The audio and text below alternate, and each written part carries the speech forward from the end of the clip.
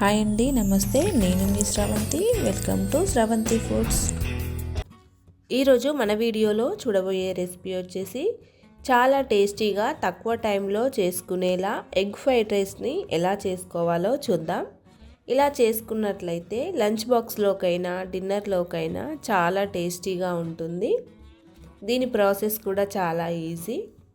ముందుగా ఇలా ఒక గ్లాస్ రైస్ని తీసుకొని నీట్గా కడగాలి. నేను ఇక్కడ బాస్మతి రైస్ని ఒక గ్లాస్ తీసుకున్నాను. ఇలా కడిగిన తర్వాత వీటిని స్టవ్ పై పెట్టి అన్నం వండుకుందాం. ఇలా అన్నాన్ని వండిన తర్వాత వేరొక ప్లేట్లోకి చల్లారేసుకోవాలి. ఇలా చల్లారేసుకున్న తర్వాత స్టవ్ పై కడాయి పెట్టుకొని ఒక స్పూన్ ఆయిల్ వేసుకోవాలి. ఆయిల్ వేడైన తర్వాత మనం తీసుకున్న రైస్ని బట్టి మనకు కావాల్సినన్ని ఎగ్స్ వేసుకోవచ్చు. నేను ఇక్కడ 4 ఎగ్స్ని వేస్తున్నాను. దీనిపై కాస్త సాల్ట్ని విధంగా చల్లుకొని ఈ ఎగ్స్ని ఫ్రై చేసుకుందాం. ఇలా ఫ్రై అయిన తర్వాత వేరొక బౌల్లోకి తీసుకోవాలి. ఇలా బౌల్లోకి తీసుకున్న తర్వాత ఇప్పుడు ఇదే కడాయిలోకి మరి కాస్త ఆయిల్ని వేసుకోవాలి. నేను ఇక్కడ ఆయిల్ వేసే క్లిప్పు మిస్ అయింది. ఆయిల్ వేసిన తర్వాత 1/2 స్పూన్ జీలకర్ర, సన్నగా తరిగిన 2 పచ్చిమిర్చీలు, పొడవుగా కట్ చేసుకున్న ఒక చిన్న ఆనియన్ని వేశాను. వీటిని ఇలా కాస్త ఫ్రై చేసుకోవాలి. ఇవి మరీ ఎక్కువగా ఫ్రై అవ్వాల్సిన అవసరం లేదు. ఇలా ఫ్రై అయిన తర్వాత ఇలా ఒక టమాటాను, కొద్దిగా కరివేపాకును వేసుకొని ఇలా ఓసారి కలుపుకోవాలి. అలాగే 1/2 స్పూన్ అల్లం, 1/2 స్పూన్ పసుపు వేసి అంతా ఓసారి కలుపుకోవాలి. ఇలా అంతా కలుపుకున్న తర్వాత మీరు తినే కారాన్ని బట్టి కారం వేసుకోండి. నేను ఇక్కడ 1/2 స్పూన్ కారము, 1/2 స్పూన్ సాల్ట్ వేసి ఇలా ఓసారి కలుపుకోవాలి. ఆ తర్వాత మనం ముందుగా ఫ్రై చేసి పెట్టుకున్న ఎగ్స్ని వేసుకోవాలి. ఇలా అంతా ఓసారి కలుపుకొని ఉడికించి పెట్టుకున్న రైస్ని వేసుకోవాలి.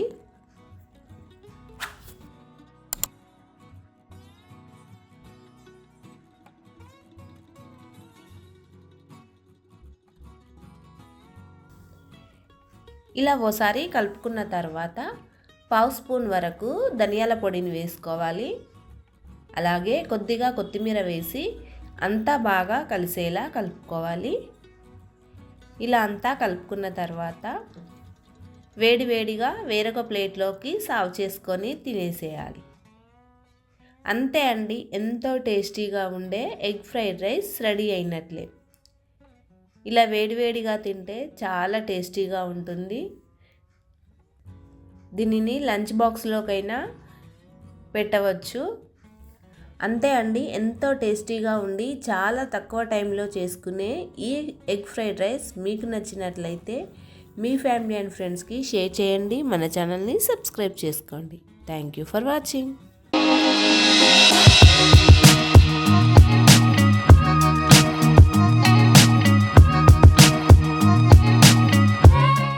ఈరోజు మన వీడియోలో చూడబోయే రెసిపీ వచ్చేసి ఎగ్ ఫ్రైని ఎలా చేసుకోవాలో చూద్దాం. ఇలా చేసుకున్న ఎగ్ ఫ్రైని ఏ కర్రీతోనైనా సైడ్ డిష్గా వేసుకొని తినవచ్చు. టేస్ట్ చాలా బాగుంటుంది. ఇప్పుడు దీని ప్రాసెస్ ఎలానో చూద్దాం. ఇలా నేను ఇక్కడ 5 ఎగ్స్ని ఉడికించుకొని తీసుకున్నాను. వీటిపై ఉన్న పొట్టును తీసేసి ఈ విధంగా పొడవుగా కట్ చేసుకోవాలి.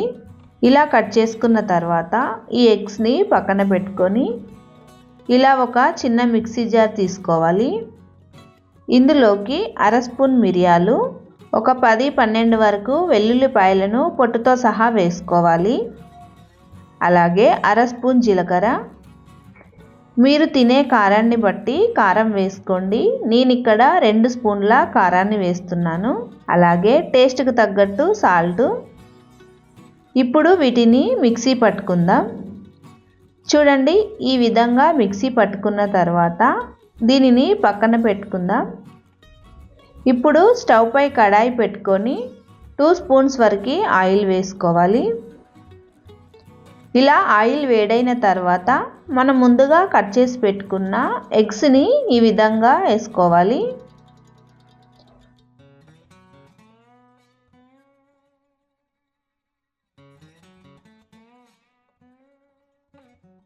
ఈ ఎగ్స్ని ఫ్రై చేసుకోవాలి. ఇలా ఒకవైపు ఫ్రై అయిన తర్వాత రెండో వైపుకి టర్న్ చేసుకోవాలి.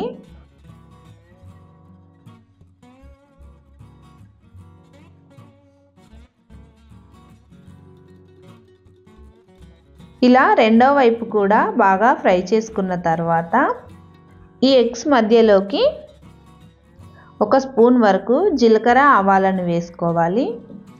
అలాగే 4 వెల్లుల్లిపాయలను చిన్నగా కట్ చేసుకొని వేసుకోవాలి.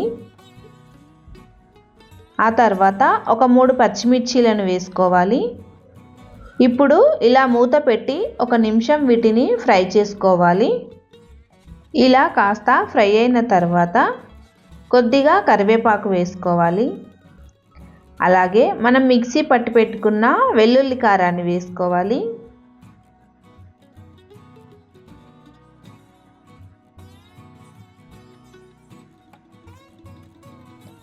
ఆ తరువాత 1/2 స్పూన్ పసుపు వేసుకోవాలి. ఇప్పుడు వీటిని ఇలా అంతా కలపకుండా మూత పెట్టి 1 నిమిషం ఫ్రై చేసుకోవాలి. ఇలా 1 నిమిషం ఫ్రై చేసుకున్న తర్వాత వీటిని రెండో వైపుకి టర్న్ చేసుకోవాలి.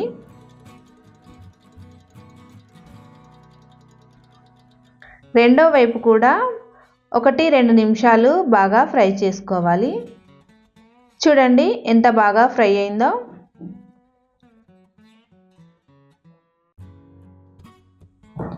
ఇప్పుడు వీటిని వేరొక ప్లేట్లోకి సర్వ్ చేసుకోవాలి.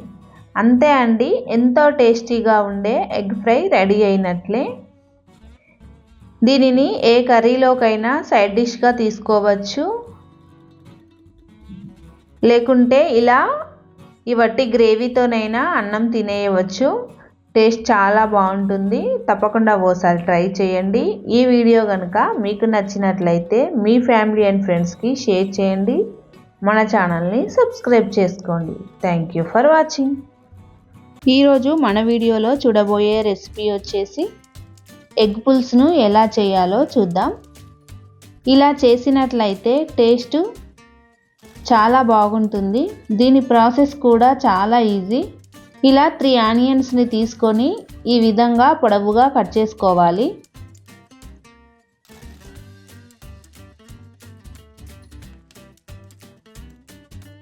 చూడండి ఈ సైజులో పొడవుగా కట్ చేసుకోవాలి.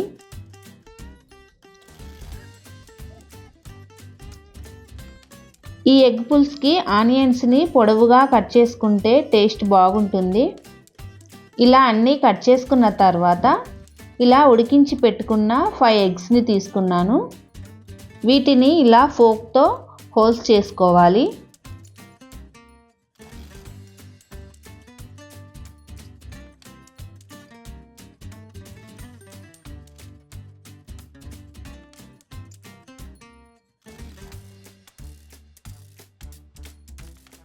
ఇలా అన్ని హోల్స్ చేసుకున్న తర్వాత ఒక చిన్న గిన్నెలోకి ఇలా కొద్దిగా నిమ్మకాయ సైజ్ అంతా చింతపండును వేసుకొని వాటర్ పోసి శుభ్రంగా కడుక్కోవాలి.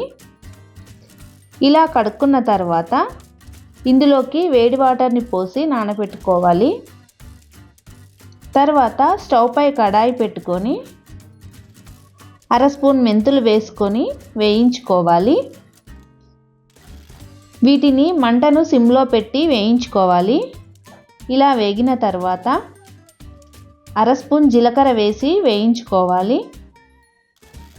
ఈ రెండు ఇలా వేగిన తర్వాత ప్లేట్లోకి తీసుకోవాలి.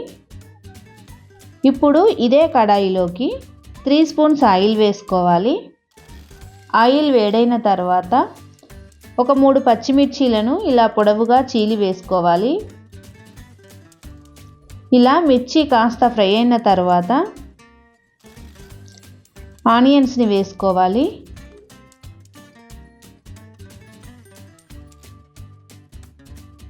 ఈ ఆనియన్స్ని 1-2 నిమిషాలు ఫ్రై చేసుకోవాలి.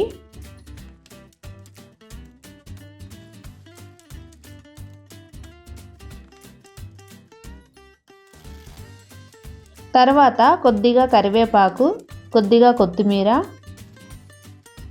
1 స్పూన్ అల్లం వెల్లుల్లి పేస్ట్ వేసుకోవాలి. వీటన్నింటినీ బాగా కలుపుకోవాలి. ఆ తర్వాత 1 స్పూన్ పసుపు వేసుకోవాలి. ఇలా ఓసారి కలుపుకొని 1.5 స్పూన్ కారం, 1 స్పూన్ సాల్ట్ వేసుకోవాలి. మీరు తినే కారాన్ని బట్టి కారం వేసుకోండి. ఇలా అంతా కలుపుకొని 1-2 నిమిషాలు ఫ్రై చేసుకోవాలి. తర్వాత మనం ముందుగా నానబెట్టుకున్న చింతపండు రసాన్ని వేసుకోవాలి. ఈ చింతపండు రసం అనేది మీరు తినే పులుపును బట్టి వేసుకోండి. ఇలా అంతా ఓసారి కలుపుకొని ఉడికించి పెట్టుకున్న ఎగ్స్ని వేసుకోవాలి.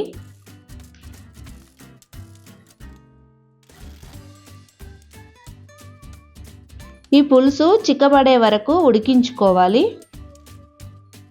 ఇది ఉడికేలోపు మనం ముందుగా వేయించి పెట్టుకున్న జీలకర్ర, మెంతులను ఇలా చిన్న రోల్లోకి వేసుకొని మెత్తగా దంచుకోవాలి.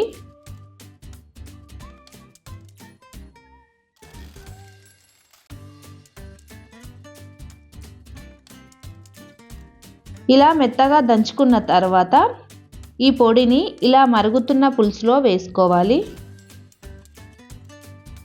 ఇలా అంతా ఓసారి కలుపుకోవాలి.